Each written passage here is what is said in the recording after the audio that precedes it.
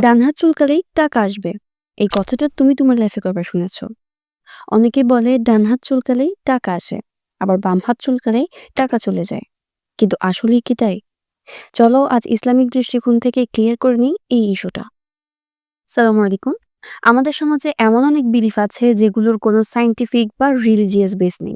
যেমন ডান হাত চুলকানো মানে টাকা আসবে, আর বাম হাত চুলকালে টাকা যাবে।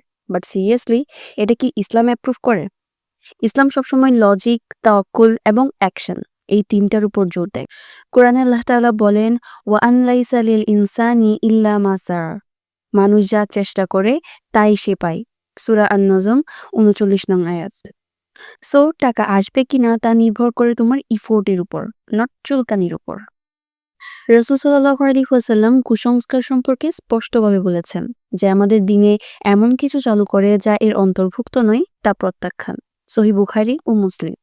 দ্যাটস মিন যা কোরআন ও হাদিসে নেই সেটা ইসলাম রিজেক্ট করে।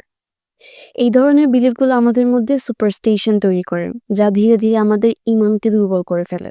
অনেকে কাজ না করে কেবল হাত চুলকানি দিয়েই ফিউচার এক্সপেক্ট করে, অ্যান্ড দ্যাটস ডেঞ্জারাস। কারণ এতে তাওয়াক্কুল কমে যায় এবং শয়তান খুশি হয়।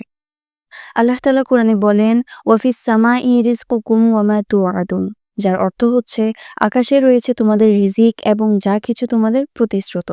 সূরা আয-যারিয়াত ২২ নং আয়াত। সো আমাদের রিজিক ঠিক হবে উপর থেকে, হাতের চুলকানি থেকে নয়। লাইফে সাকসেস পেতে হলে দরকার হার্ডওয়ার্ক, দোয়া আর আল্লাহর উপর ভরসা। কোনো সিলি কুসংস্কারে পড়ে সময় নষ্ট করো না। Instead learn, grow and believe in আল্লাহস plan. So let's grow with Quran and সুন্নাহ। এ ধরনের যদি আর কোনো কোয়েশ্চেন থাকে তবে কমেন্ট সেকশন জানাতে অবশ্যই ভুলবে না। অ্যান্ড ভিডিওটি যদি ইনফরমেটিভ মনে হয় তবে এই ধরনের আরও ভিডিও পেতে আমাদের সাথেই থেকো। জাযাকাল্লাহু খাইরান। সালামু আলাইকুম।